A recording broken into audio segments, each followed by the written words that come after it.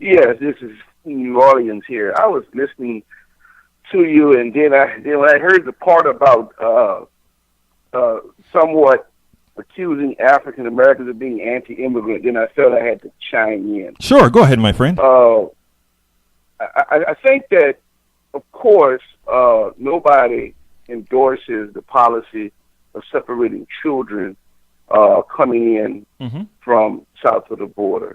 Number two, many immigrants are fleeing from the situations that are horrible from the countries.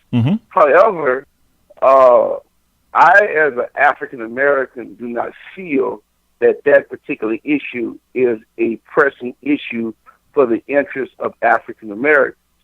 Right now, in black neighborhoods all across the country, we have immigrant groups who are set up comfortably in enterprises where they are openly blocking African Americans out from participating in their own market. We can go on with the beauty supply market controlled and monopolized by the Koreans. We can go on in cases like in New Orleans, where your gas stations and convenience stores are owned by Palestinians, and where the Palestinian men sexually harass black females that they only hire in their stores. We can go on with Koreans harassing African Americans in their stores, even assaulting their employees. We can go on and on about how these immigrants come in and look for a position of hierarchy to also step on African American people. And I do think it is misguided and naive for African Americans' energy to be directed to help other people when their own issues have not fully been addressed or adequately addressed or even solved. What is your name, sir? There was a play. My name is Darren. There was a play called The River Niger, and that play was made into a movie. And there was a scene. There's a scene in the play where one of the actors said, "Everybody has a piece of my nigger toe but me." And it's as if that the African American population, the native African American population, not only is looked upon as a resource to exploit by white people, but by other groups that come in here as well. Okay, I'm and there's a question. There's a question I like to ask. Yes. Rhetorically, if there's only enough food to feed only your children and somebody else's child, whose child would you feed? Your own. And we know what the other groups would choose. They'll feed their children first, but we are being directed as African Americans to feed other people's children while our children starve.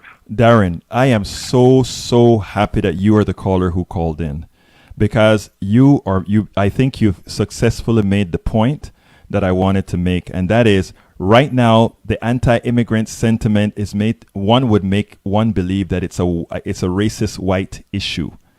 But you proved what I was attempting to say in this stuff, and that is that it's not only the white community that is anti-immigrant in a lot of issues, but even the black community is that way as well. And the reason I wanted to bring it out is that you don't see this on TV. And what you did very well is explain some of the reasons why the black community is anti-immigrant, and your reasons are different than the reasons for the white nationalists. But it's a very important reason itself. So here's what I have to say to you, first of all. First of all, I'm black, okay? I'm also Latino. I am also Caribbean. I'm all those things. All right, so I share a certain kind of commonality among a whole bunch of folk. And here's what I want to tell you. When you're overseas, right, the way black folk are marketed in a lot of places. I went to China in the 80s, and until folks saw my name on a piece of software that they bought from the United States from a big company, I was just the image of what they believe black people from the United States are. Just another Michael Jordan or something, even though I went there as an engineer.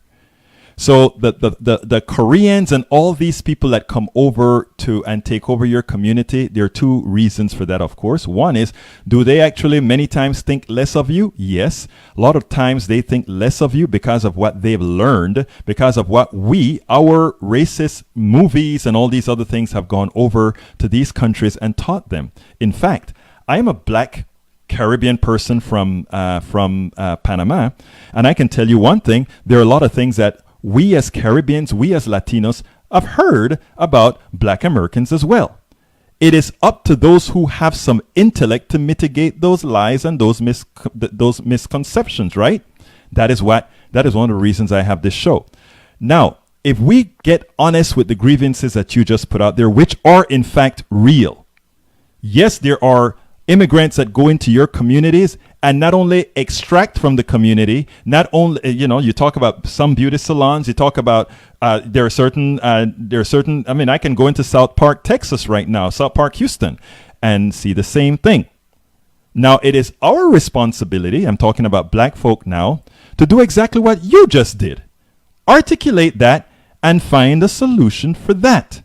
That does not have to happen in a vacuum for the evil that we're doing on the border. You said something that is very important. You said, if there is X amount of food and it's your kid and somebody else's kid, who do you feed first? And normally it would be your kid. What I try to tell people out here is that the issue here isn't about there being enough food to feed us all. The issue here is about segmenting us into groups, thinking that we have to pit each other against one another. And in doing so, the people that are ripping us all off, because I tell you something, brother, you live in Louisiana. You're in New Orleans. And I don't know your social status. I don't know your financial status or anything like that. But I can tell you something. There are some parts of this Houston here, ghetto, that is, the poorest of the poorest blacks, the poorest of the poorest whites, and the poorest of the poorest Latinos live in. And the one thing they share in common is they don't have a pot to do what in. That applies to Appalachia and all these places. Poor don't know poor. We have to get off. We have two problems to solve. We have to first educate people that these differences are designed not by us being different in hue, colors, or whatever, but it is designed to make sure that we continue to fight each other. Let me tell you something.